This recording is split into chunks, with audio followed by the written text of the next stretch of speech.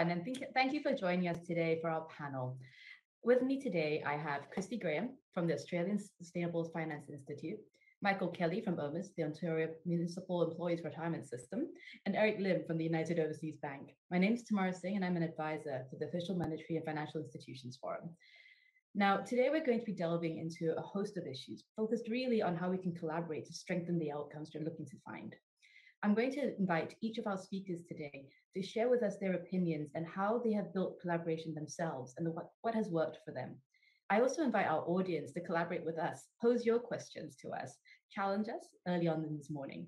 Put your questions, please, in the right-hand side panel that you see on your screens today. With that, I'm going to start by inviting Kristy Graham to introduce herself and her firm and tell us a little bit about how we collaborate in the industry. Thanks very much, Tamara. And it's very nice to be here. So my name is Kristy Graham. I'm the Executive Officer of the Australian Sustainable Finance Institute, or ASFI as it's known in the industry in Australia.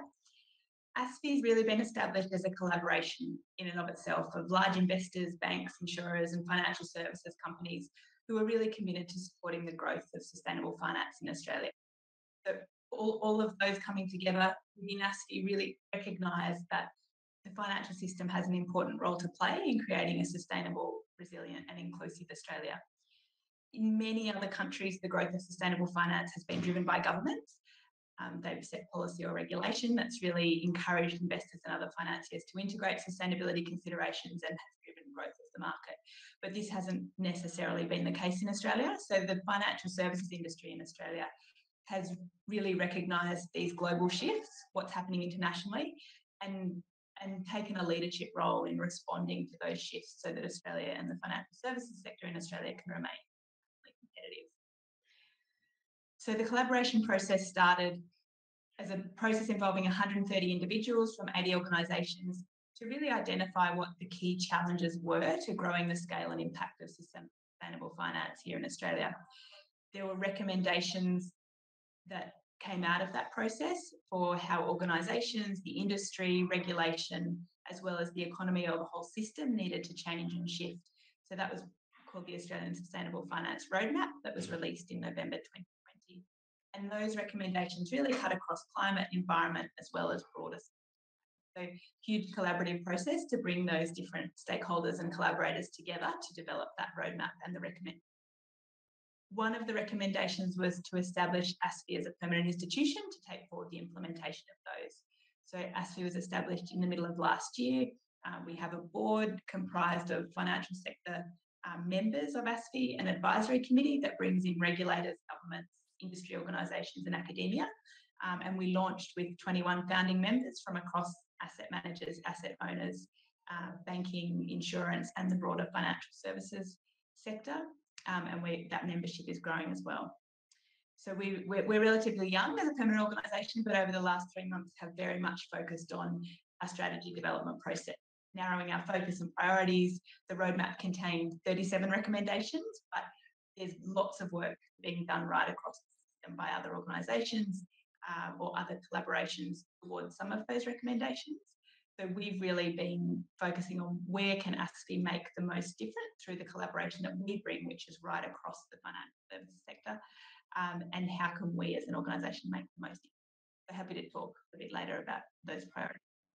Thank you very much, Chris. And it's always encouraging to hear stories where people are taking action for themselves and driving change and collaboration. And you mentioned before that yours is a ground-up movement, and most organisations or countries lead top down.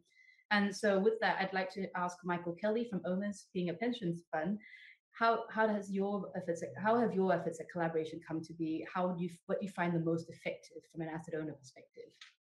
Sure, thanks, Tamara, and hi everyone. It's great to be here on this panel this evening from Toronto. So thanks for inviting me. So I'm the Chief Legal and Corporate Affairs Officer at OMERS, which is the Municipal Employees Retirement System in the province of Ontario. It's a $120 billion Canadian fund, and we have offices in Toronto, London, New York, Singapore, and Sydney. And our ESG strategy is really focused around 4 pillars. First is integration, second is engagement with our portfolio companies, the third is collaboration, and the fourth is adaptation. So we have, one of our pillars of our strategy is around collaboration. And the reason we do it is because we believe that there are strength in numbers, that we can amplify our voice by collaborating with like-minded institutions and governments. And we can learn. We learn from each other. I'd say in terms of the top-down, what's interesting in Canada, there was an expert panel on sustainable finance, which delivered a report in 2019. And Kristy, it kind of sounds like the roadmap that you referred to. So it's kind of it's interesting to see similar things across the different countries. But they produced 15 recommendations in for Canada in terms of how to make sustainable finance just finance as usual. And one of the things coming out of that that report was something called the Sustainable Finance Action Council. And so that is a council that's sponsored by the government, but it includes representatives from the pension industry, the banking industry, and the insurance industry. And what we're trying to do is come up with the government with solutions to advance sustainable finance broadly in 3 areas. One is on climate disclosure. The second is on improving data in this area. As we all know, data can be a challenge. And the third branch is around a transition taxonomy. So we're a natural resource-based economy. And so the concept of transition finance is something that we're trying to explore as a country. Another body that the government has sponsored is called the Net Zero Advisory Body, which is, again, an industry expert group, which gives expert advice to the government on its approach to net zero. And then the other thing I'll mention just at the start here is Canada hosted the G7 in 2018 in Quebec, and coming out of that was an initiative which was originally sponsored with the government, but it's become an institutional investor initiative called the Investor Leadership Network, or the ILN, and that's now a group of 13 large institutional investors across 6 countries.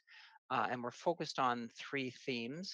The first is around diversity and inclusion in the investment industry in particular, climate change disclosure, and sustainable infrastructure, and helping develop sustainable infrastructure in emerging markets in particular.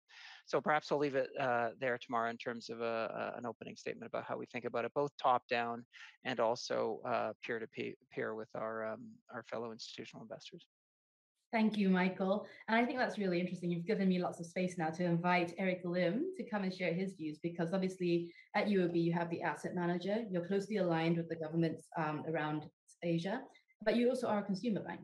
And so, Eric, could you tell me a little bit about what your bank is doing? Sure, Tamara, and very glad to be here. Morning, evening, everyone, wherever you are.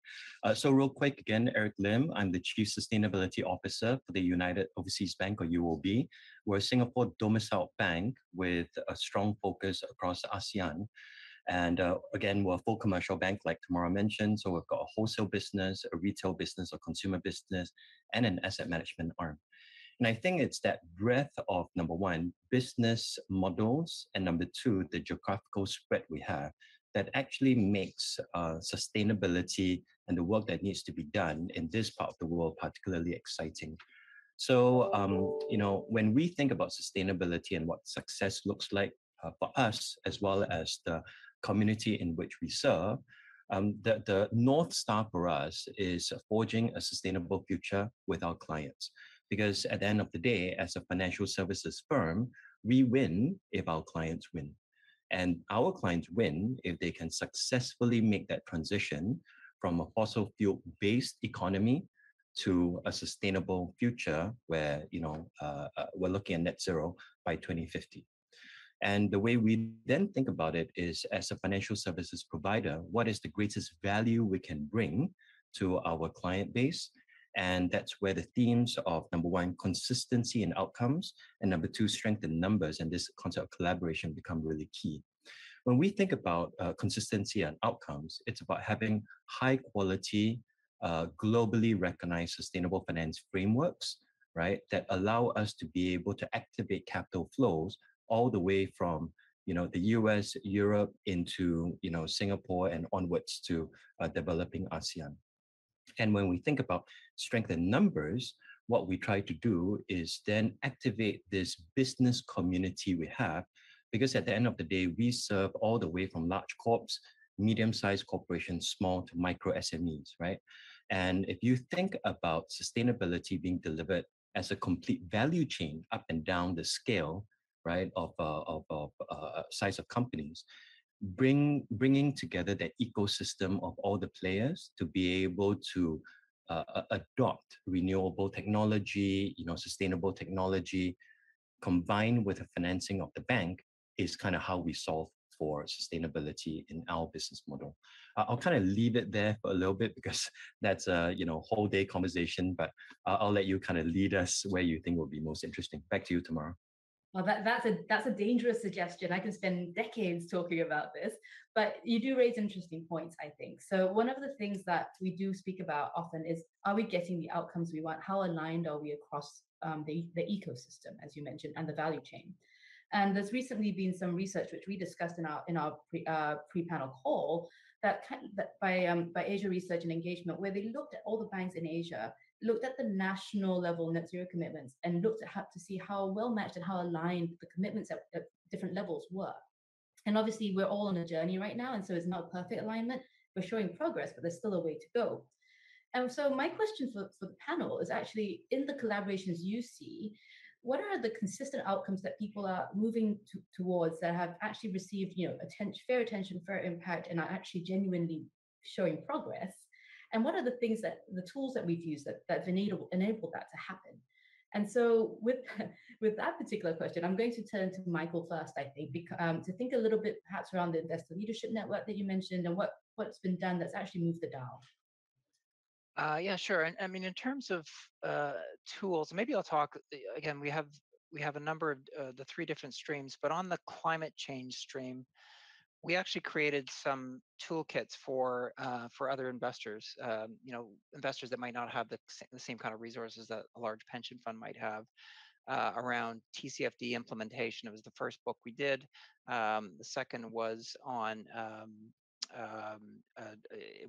scenario analysis, and the third one was on physical risk on climate. And so, what's interesting in terms of collaborating and trying to get outcomes is we actually produce these toolkits. We've used we can pool our resources as 13 institutions and get some pretty high-powered consultants in there to produce some really good work for us. But it's a great initiative because it's a toolkit then that can be used by other institutions, and we learn from each other, as we say, because we all kind of share how we're thinking about certain issues, and so you end up developing a product and you take away from that experience the best practices that others are doing. The other thing is around the inclusion and diversity piece, which is a bit of a different piece. But the reality is there is diversity and inclusion in the investment space is lagging other industries and sectors for various reasons. And so, we've created an inclusive finance playbook, which we're actually releasing in a couple of days, and it has some inclusivity metrics, which we can use not only for ourselves internally in our institutions, but for all the portfolio companies that we manage. And so when we're due diligencing a new investment and we're trying to look for inclusivity metrics, these are some tools that we can use. And also as we're trying to develop those practices in the companies that we own, again, this is a great toolbook that we can use. So again, it's the strength in putting these ideas together and coming up with something meaningful that can be used not just by us, but by other investors who don't necessarily have access to these resources. That's really fascinating, and it's interesting because I've seen quite a lot of action on the ground recently around improving inclusivity and access. So I might come back to you on that one, Michael, because there's a lot of work to be done. I'm sure there's lots to be learned there as well. Sure. And with that in mind, I think one of the things you did mention was the transition finance taxonomy. And that to me is actually particularly interesting because most of the taxonomies I've encountered have been very specific. Perhaps you could talk to us a little bit about what that's intended to do in terms of how it's driving consistent outcomes for sustainable finance as an industry. Yeah, I mean the concept behind it was in a country like Canada with a lot of natural resource industry, whether it is fossil fuel industries or forestry or other industries, we found that some of the projects that were ongoing that were actually reducing emissions don't neatly fit into some of the green bond for example, taxonomies or green green finance taxonomies that are out there. So the concept was, is there not a space for countries that have high emitting industries to make brown industries or emitting industries less emitting? You're taking emissions out of the atmosphere, and how can we go about encouraging finance into those areas? And so I will say it's not an easy process, because to get a large number of people to agree on what does or does not qualify, so it's still it is still a work in progress. But the concept is, what kind of projects would qualify for what you might call transition financing, and what are the kind of markers that those projects need to show? Do the companies that are doing them need to be, for example, a net zero 2050 committed, as an example. So, but you can set up a taxonomy that actually channels transition finance into these industries to make them less emitting, and in doing so, you're taking emissions out of the atmosphere and doing something that is positive for the environment and putting these companies on a direction towards their net zero 2050 goals. Oh, I think you're on mute. Yes, I was listening intently, so intently I forgot to unmute. And part of the reason for that is there was a question from the audience from Alice Martin, who asked about how we can ensure that as we look at sustainable growth, how do we make sure that focuses on purpose and meaning, and that's wrapped into the definitions of success? And Michael, I think you've touched on that with the references you made to how you're working with your investee companies to make sure that they factor in DE&I and also sustainable finance in their plans. But very quickly, perhaps to Eric, is there anything you'd like to chip in there, or Kristy? Yeah, maybe I can start. This concept of growth is very important when we speak with our client companies about sustainability, because at the end of the day, the concept isn't if or, right? It's this concept of and. How do you become a successful company in a sustainable world, right? And win, right? And the first thing we always ask our client companies to do is not to focus on the cost side or the threat of sustainability only, but to really look at their business model, right? And figure out, starting with the revenue line, how they're going to make themselves as economically relevant in a sustainable world as possible. And here we're using language that our clients and their management teams understand. We're talking about customers, we're talking about products and services, we're talking about market share. And what we want to be able to help them unlock in their thinking first is your business model and your revenue streams and your products and services fit for purpose in a supply chain or a value chain that's increasingly moving towards a net zero by 2050 world, right?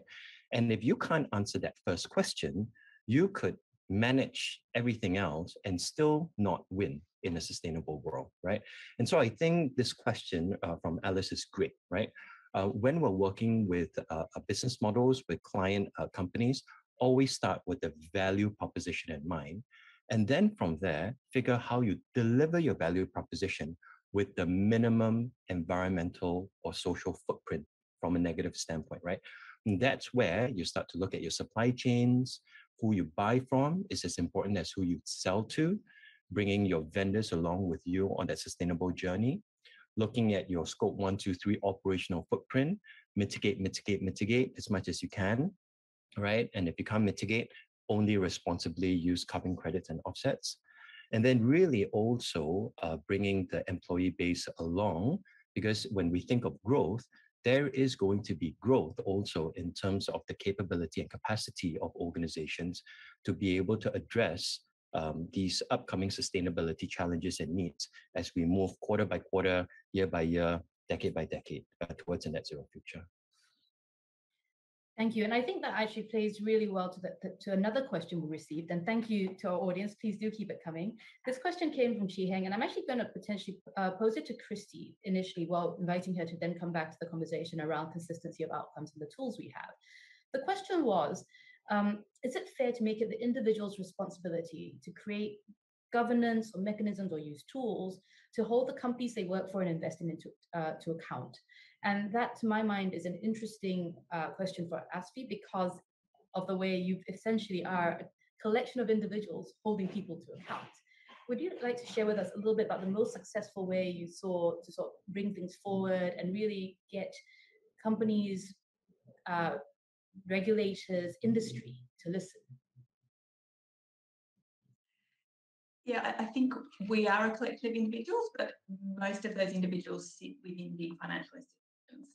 So there's, I think, an interesting element to that question, which looks at the power and influence that asset owners and financiers are able to have in shaping both corporate kind of behaviour and the market more generally. And I think that's where the power of ASFI and many of these other collaborations that bring different parts of finance together, whether that be asset owners focused around climate or maybe other types of insurers focused around climate adaptation, for example.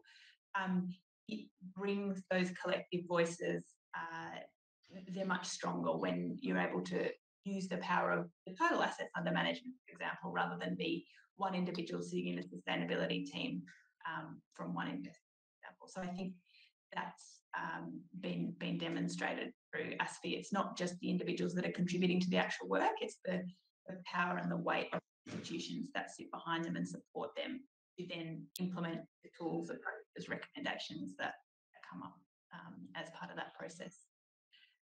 In terms of the outcomes that the industry is moving towards, and very useful, I guess, to hear Michael's perspectives on the Canadian transition taxonomy, because that's exactly where we are in Australia as well, thinking about how we use a taxonomy as a tool to establish consistent definitions around what is sustainable, but also the types of activities and therefore investments and investment products that will support the transition required in the Australian economy towards that net zero 2050 target.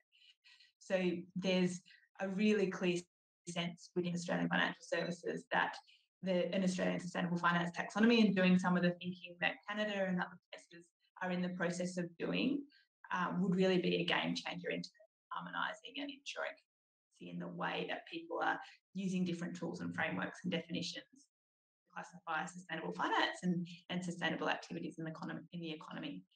That said, there's a really strong need to make sure there's international interoperability and credibility.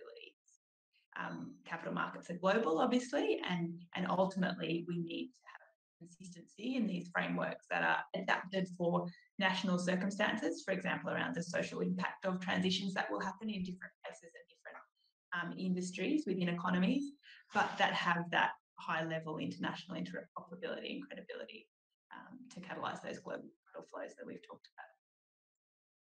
Yeah, and actually that was something that I found interesting in our pre-panel call, where I, being myself, sort of said, oh, you know, we're introducing lots of complexity by having all these different taxonomies.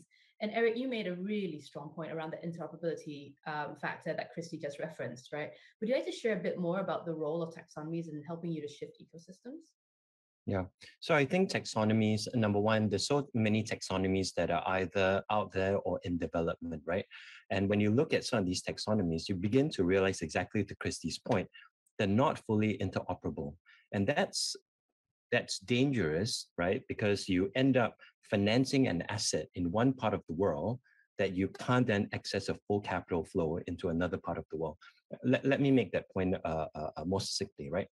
We obviously generate financing assets across ASEAN and into North Asia, right? But when we do our sustainable bond issuances, the deep bond markets for sustainable bonds are in Europe and the US, right? And it's very difficult if we start having to cross different jurisdictions of taxonomies, where a European American sustainable bond investor looks at an asset and goes, no, that doesn't qualify, right? It's going to get very difficult for a universal commercial bank like us to be able to manage all of these dislocations, right?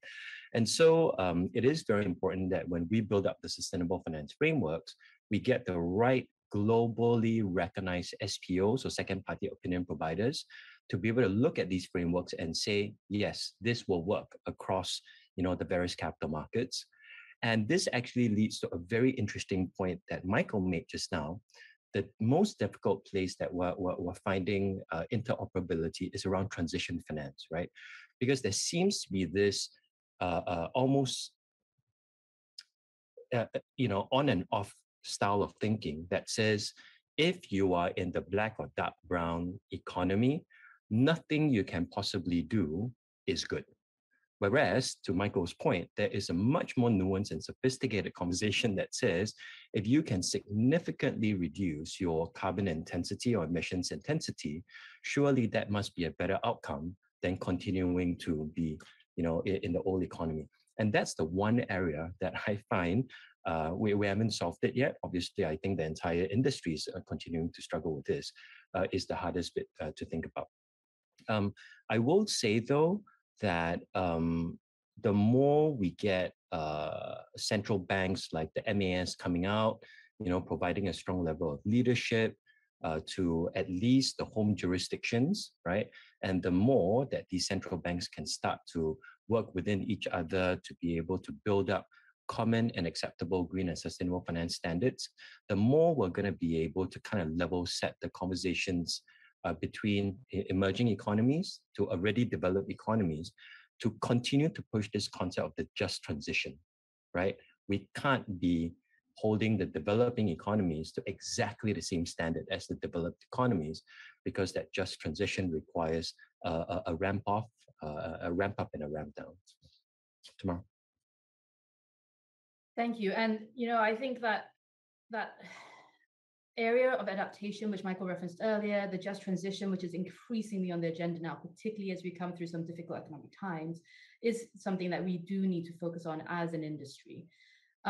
Just to go back a little bit to what Chi Heng raised with the power of the individual, and thinking about the different taxonomies that we're speaking about, I do fear a little bit that the complexity that's introduced into the overall global system makes it a little bit distracting. It kind of it makes us have to report, it makes organizations that need to be acting and focus on other things potentially, that when it comes to the impacts we're trying to drive, may not be as valuable to those companies. And so one of the questions I'd like to pose to yourselves is, when we think about the initiatives that really drive on the ground, scope 4 type impacts, the part of the industry that's really kind of been in that space, in my mind, the longest is the impact side of the fence. And over the years, what I've been observing is, a drift, if you want to call it that, from multilaterals, asset owners, a little bit more towards the impact space. We saw this with the G7 Impact Investment Task Force. Franklin Templeton have just issued a Climate Alpha Opportunity Fund. We're seeing, traditional houses that wouldn't have been at that level and engaging and investing at that level, starting to move there now. And I'd love to hear your views about how you see the distinctions, if that's what it is, between impact and green finance coming together. And perhaps I'll start with Kristy for that, because of the way you're kind of dealing with individuals in action.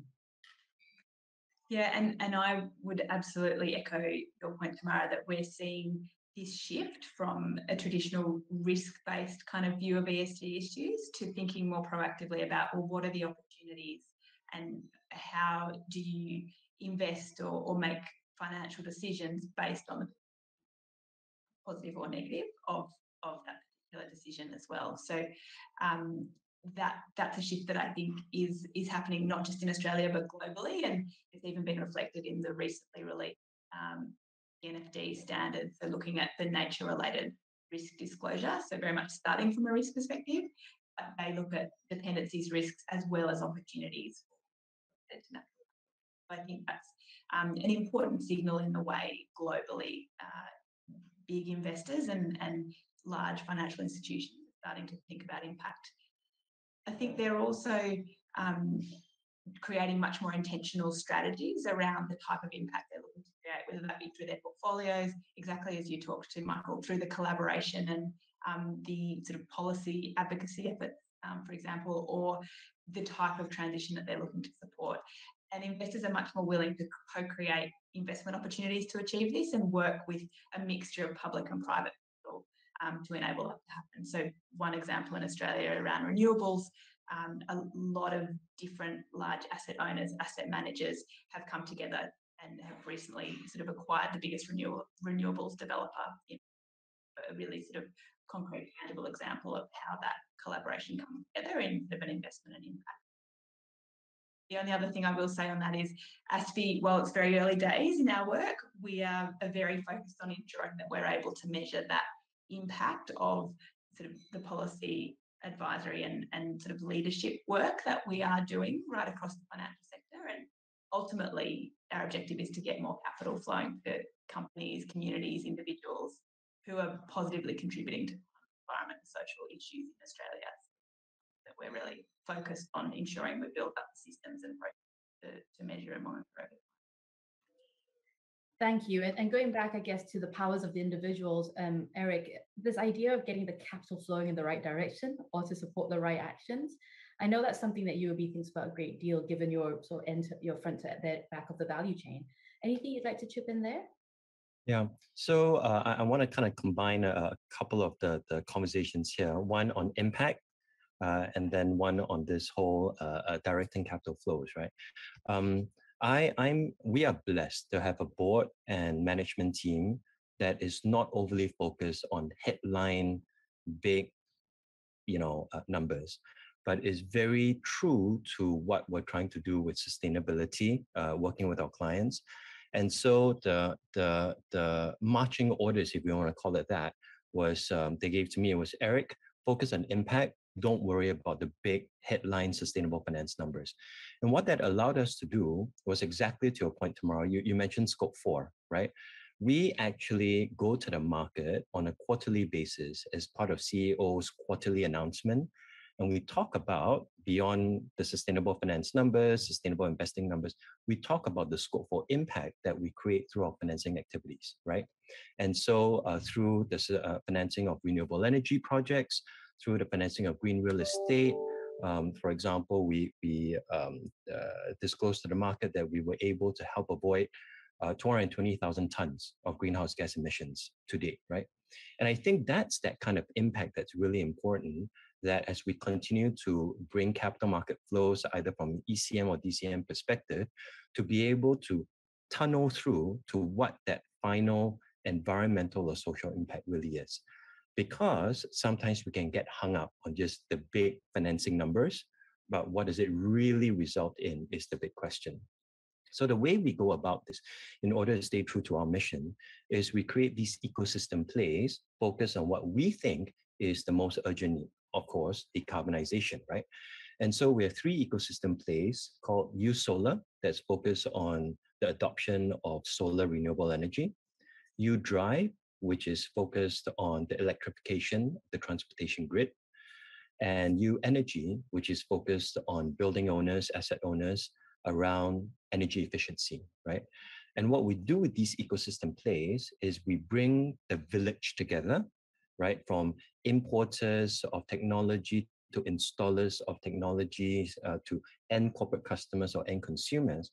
And we wrap it into, here is a pre-approved ecosystem and solution that's already attached with UOB bank balance sheet financing.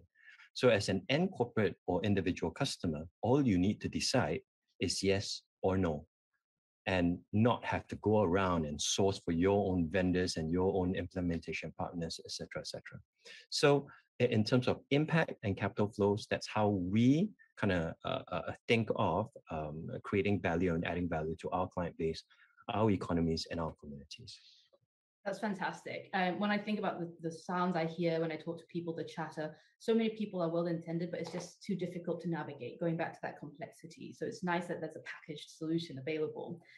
We had a question from the audience about the role of nonprofit organizations and the flexibility and agility they have, which to my mind touches a bit on this impact space. But the question was, why doesn't the asset community include those kind of solutions into portfolio structuring?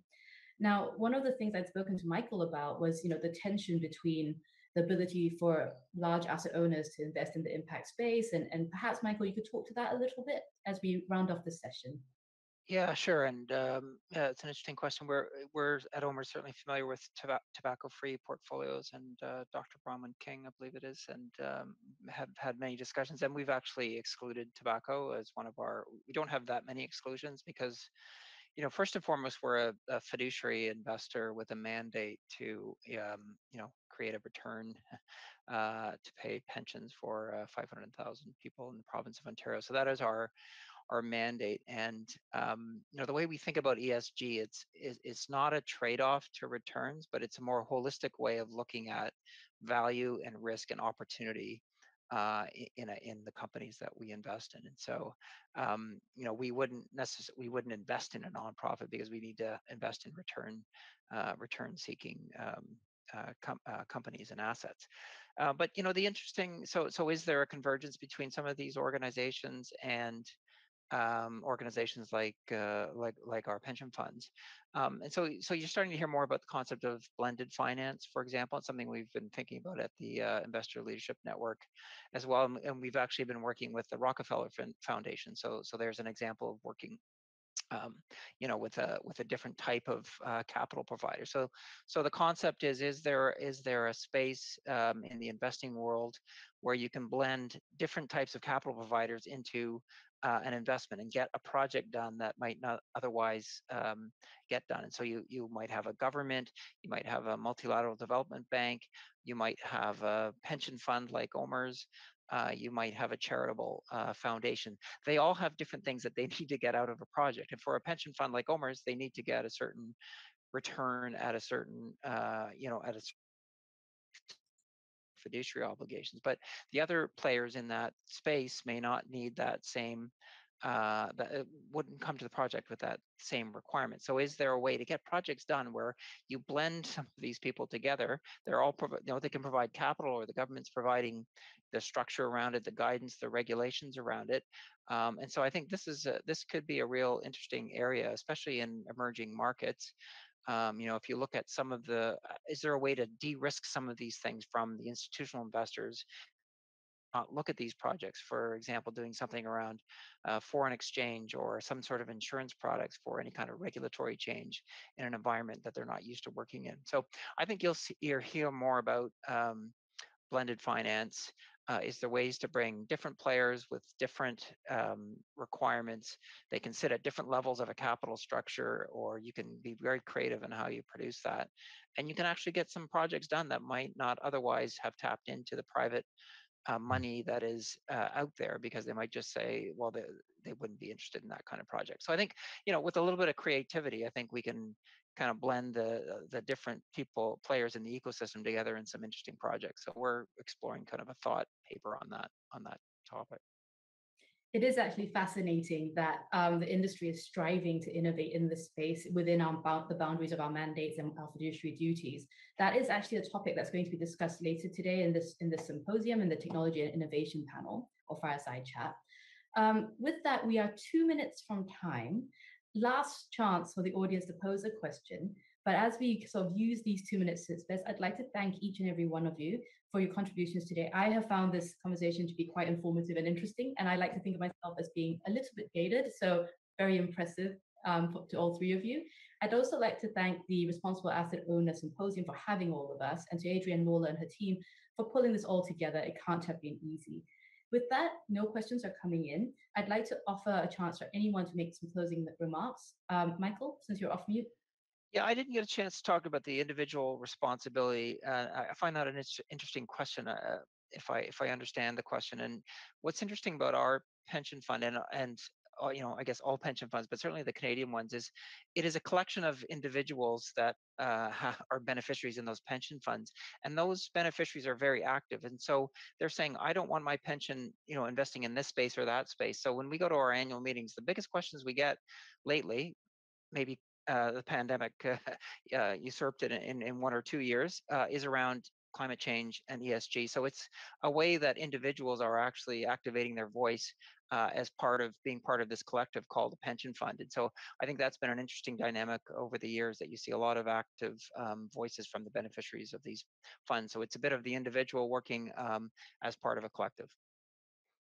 Yes, and again, going back to the innovation in the industry, we're seeing more investors at an individual level use their power through things like direct indices, or using the selection criteria within their pensions to direct and signal their interest and their purpose and their beliefs.